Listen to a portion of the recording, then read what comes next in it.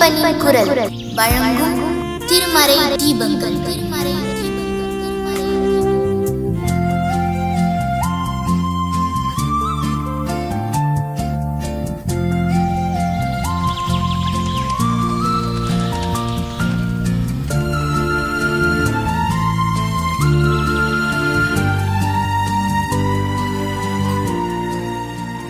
கிறிஸ்துவுக்குள் எனக்கு அன்பான இறை உறவுகளே, இது தபசு காலம். இந்த தபசு கால நோன்பின் காலத்தில் மாமிசம் உண்பதில்லை, ஒருவேளை மாத்திரம்தான் உணவு அருந்துகிறேன், நான் நாள் முழுவதும் உணவருந்தாமல் இருக்கிறேன் என்றெல்லாம் நாம் பெருமையாக சொல்லிக் கொள்வதிலே மகிழ்ச்சி அடைகிறோம். இப்படிப்பட்ட மகிழ்ச்சியால் என்ன இருக்கிறது? நீங்கள் உண்ணாமல் விட்ட அந்த உணவை ஒரு ஏழைக்கு கொடுப்பீர்களேயானால் அவர் முகத்திலே மகிழ்ச்சியை காண முடியும். ஒருவேளை உணவுக்கு வழி இல்லாமல் அநேகர் இருந்து கொண்டிருக்கிறார்கள். அப்படிப்பட்ட மக்களுக்கு இந்த நாட்களில் நாம் உண்ணாமல் நோன்பிருக்கிற உணவை பகிர்ந்து கொடுப்போம். அதன் மூலம் ஏழை எளிய மக்களின் முகத்திலே மகிழ்ச்சியை உருவாக்கும், அவர்கள் பசிப்பினியை போக்குவோம். நிறைய பேர் சரியான உடை இல்லாமல் இருந்து கொண்டிருக்கிறார்கள். அப்படிப்பட்ட மக்களுக்கு நம்முடைய அதிகப்படியான உடைகளை இருந்தால் அவற்றை இந்த நாட்களை பகிர்ந்து கொடுப்போம். பகிர்வதும் பகிர்ந்து உண்ணுவதும் இந்த நாட்களின் மிக முக்கியமாய் ஒரு நிகழ்வாய் இருக்கிறது. இந்த செயல் மனிதர்களை பார்த்து செய்வது அல்ல, இது தன்னிச்சையாய் ஒரு கிறிஸ்துவ பண்பு. அந்த பண்பை இந்த காலத்திலே நாம் வெளிப்படுத்துவோம். ஆண்டவர் உங்களை ஆசீர்வதிப்பாராக. ஆமென். தூக்கி விடுவார், குப்பையில் இருந்து உயர்த்திடுவார். புழுதியில் இருந்து தூக்கி விடுவார், குப்பையில் இருந்து உயர்த்திடுவார். பிரபுக்களோடும் ராஜாக்களோடும் உட்கார செய்பவர் உனக்கு உண்டு. பிரபுக்களோடும் ராஜாக்களோடும் உட்கார செய்பவர் உனக்கு உண்டு. இஸ்ரவேலே, கர்த்தரை நம்பு, கர்த்தரை நம்பு, உன் கர்த்தரை நம்பு. இஸ்ரவேலே, அவர் உன் துணையும் கேடகமானவர். அவர் உன் துணையும் கேடகமானவர்.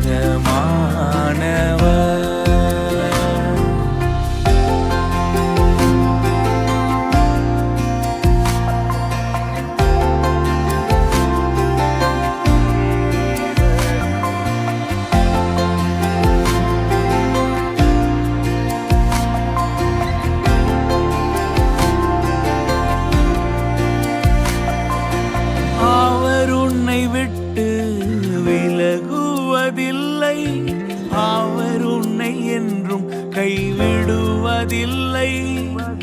அவர் உன்னை விட்டு விலகுவதில்லை. அவர் உன்னை என்றும் கைவிடுவதில்லை. உள்ளங்கையில் வரைந்தவர், அவர் உன்னை என்றும் மறப்பதும் இல்லை. உள்ளங்கையில் வரைந்தவர், அவர் உன்னை என்றும் மறப்பதும் இல்லை. இஸ்ரவேலே, கர்த்தரை நம்பு, கர்த்தரை நம்பு, உன் கர்த்தரை நம்பு. இஸ்ரவேலே, அவர் உன் துணையும் கேடகமானவர்.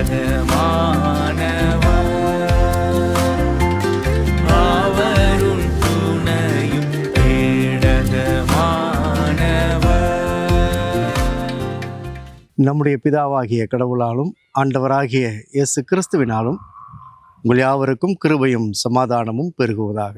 ஆமேன். கிறிஸ்துவுக்குள் எனக்கு அன்பானவர்களே, திருமறை தீபங்கள் தியானத்திற்கு உங்கள் யாவரையும் அன்போடு கூட நான் வாழ்த்தி வரவேற்கின்றேன். இன்று நாளின் தியானத்திற்காக நாம் சிந்திக்க தெரிந்து கொண்ட திருமறையின் வசனம் அப்போஸ்தலனாகிய பவுல் எபேசியருக்கு எழுதின நிருபம் 2 அதிகாரம் 10 வசனம். எபேசியர் அதிகாரம் 2 வசனம் 10. ஏனெனில் நற்கிரியைகளை செய்கிறதற்கு நாம் கிறிஸ்து இயேசுவுக்குள் சிருஷ்டிக்கப்பட்டு தேவனுடைய செய்கையாயிருக்கிறோம். அவைகளில் நாம் நடக்கும்படி அவர் முன்னதாக அவைகளை ஆயத்தம் பண்ணியிருக்கிறார். அன்புக்குரியவர்களே, இதே வசனத்தை பொது மொழிபெயர்ப்பு திருமறையில் நாம் கடவுளின் கைவேலைப்பாடு, நற்செயல்கள் புரிவதற்கென்றே கிறிஸ்து இயேசு வழியாய் படைக்கப்பட்டிருக்கிறோம். இவ்வாறு நற்செயல்கள் புரிந்து வாழும்படி கடவுள் முன்கூட்டியே ஏற்பாடு செய்திருக்கிறார் என்று நாம் வாசிக்கின்றோம். நாம் யார்? நாம் எதற்காக படைக்கப்பட்டிருக்கிறோம்? நம்முடைய வாழ்வு எப்படி அமைந்திருக்க வேண்டும் என்பதை பவுல் இந்த ஒரு வசனத்திலேயே தெளிவுபடுத்துகிறவராக இருக்கிறார். நாம் யாராய் இருக்கிறோம்? நாம் கடவுளின் கை வேலைப்பாடு என்பதை அவர் இங்கே குறிப்பிடுகிறார். ஆதியாகமம் 2 அதிகாரம் 7 வசனத்திலே கடவுளாகிய கர்த்தர் மனிதனை பூமியின் மண்ணினாலே உருவாக்கி ஜீவ சுவாசத்தை அவன் நாசியிலே ஊதினார், மனிதன் ஜீவாத்மா ஆனான் என்று நாம் வாசிக்கின்றோம். கடவுளாகிய கர்த்தர் மனிதனை மண்ணினாலே உருவாக்கி ஜீவ சுவாசத்தை அவன் நாசியிலே ஊதினார்.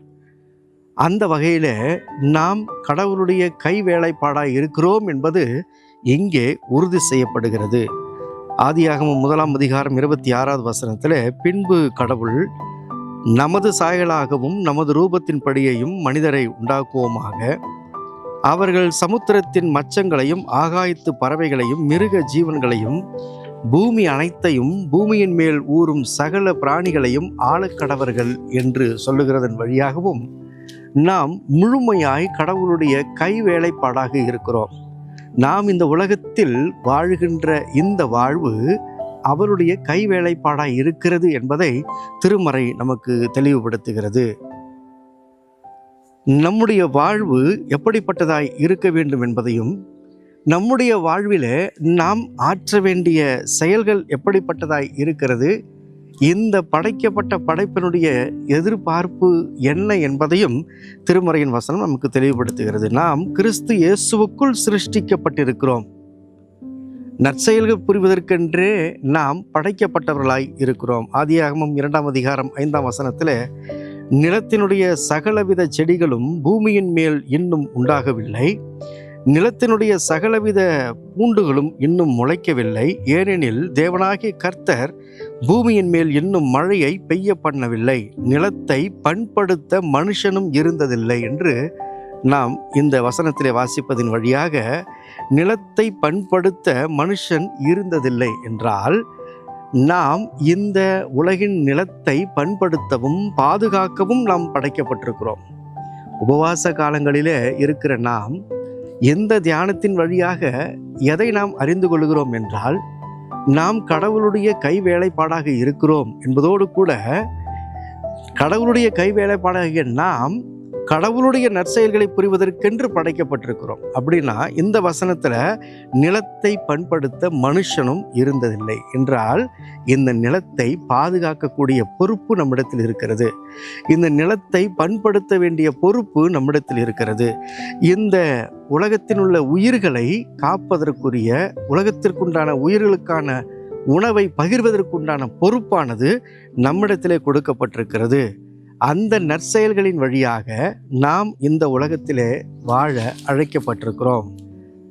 நிறைவாக பார்க்கின்ற பொழுது இந்த வாழ்வு எப்படிப்பட்ட வாழ்வாக கொடுக்கப்பட்டிருக்கிறது என்றால், நல்ல காரியங்களை நம்முடைய வாழ்க்கையிலே செய்வதன் வழியாக. ஏசாயா தீர்க்கதரிசி நூல்களிலே பார்க்கின்ற பொழுது அங்கே சொல்லப்படுகின்ற வார்த்தை, உண்மையான உபவாசம் எப்படிப்பட்ட உபவாசமாக இருக்கிறது என்பதை ஏசாயா தீர்க்கன் குறிப்பிடுகின்ற வண்ணமாய் நம்முடைய வாழ்வானது அமைய வேண்டும் என்பதுதான் கடவுளுடைய எதிர்பார்ப்பாக இருக்கிறது. உபவாசம் என்பதால் நாம் நம்மை வருத்தி கொள்வது என்பதோடு கூட வறுமையில் இருப்பவர்களுக்கு கொடுக்க வேண்டியது நமக்கான கடமையாக இருக்கிறது. தேவையில் இருக்கிறவருடைய தேவையை சந்திப்பது நம்முடைய பொறுப்பாக இருக்கிறது. அதுவே உபவாசமாக இருக்கிறது என்பதை ஏசாயாவின் பார்வையில் நாம் பார்க்கிறோம். அதைத்தான் ஆண்டவரும் வெளியரங்கமாய் பேராயர் அருள்தாஸ் அவர்கள் குறிப்பிடுகின்ற பொழுது, ஜெபத்திலே வெளிவேடம் வேண்டாம் என்று குறிப்பிடுகின்ற வண்ணமாய் வெறும் ஜெபத்தோடு மாத்திரம் நம்முடைய உபவாசமானது நின்று விடாமல், நம்முடைய செயல்பாடுகளின் வழியாக, அந்த நற்செயல்கள் ஆற்றுவதன் வழியாக ஆண்டவருடைய மகிமையை வெளிப்படுத்துகின்ற ஒரு வாழ்வை நாம் வாழ அழைக்கப்படுகின்றோம். அதுதான் அவருடைய எதிர்பார்ப்பாக இருக்கிறது. ஆகவே கர்த்தர் கொடுத்திருக்கிற இந்த வாழ்விலே நாம் கடவுளுடைய கை வேலைப்பாடாக இருக்கிறோம். நற்செயல்கள் புரிவதற்கென்றே நாம் படைக்கப்பட்டிருக்கிறோம். நற்செயல்கள் செய்வதற்கென்றே நாம் இந்த வாழ்வை பெற்றிருக்கிறோம் என்ற அந்த ஒரு சிந்தையோடு, அந்த ஒரு நோக்கத்தோடு நம்முடைய வாழ்க்கையை தொடர்ந்து வாழ கர்த்தர் நம்மை அழைக்கின்றார். அந்த வாழ்வை நாம் பொருளுள்ள வகையிலே, நாம் செய்கின்ற உபவாசத்தை அர்த்தமுள்ள வகையிலே நாம் மேற்கொள்வோம். இறையாசியை பெற்றுக்கொள்வோம். ஆண்டவர் நம்மை வழிநடத்தி காப்பாராக. ஆமென். ஜெபம் செய்வோம். மகா உன்னதங்களில் வாசமாய் இருக்கிற எங்கள் அன்பின் கடவுளே, எங்களுடைய வாழ்வு நீர் எங்களுக்கு கொடுத்திருக்கிற கிருபையான ஈவு என்ற அந்த நிலையிலே, அந்த உணர்விலே எங்களுடைய வாழ்வை வாழ்வதற்குண்டான ஆசீர்வாதத்தை நீர் எங்களுக்கு தருவீராக. இந்த வாழ்விலே நாங்கள் நற்செயல்களை புரியவும் உம்முடைய நாமத்தை மகிமைப்படுத்தவும் எங்களுடைய உபவாசம் அமைய ஆண்டவர் அருள் தருவீராக.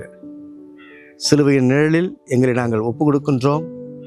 ஆண்டவர் எங்களை உம்முடைய பாதையிலே சிறப்பாய் வழிநடத்தி வாழ்விக்க வேண்டுமாய் எங்கள் ஆண்டவர் இயேசு கிறிஸ்து மூலமாய் கெஞ்சி கேட்கிறோம் பரமபிதாவே. ஆமென். தந்தை, மைந்தன், தூய ஆவியானவரின் அன்பும் அருளும் ஆசீர்வாதமும் நம் யாவரையும் வழிநடத்தி காப்பதாக. ஆமென்.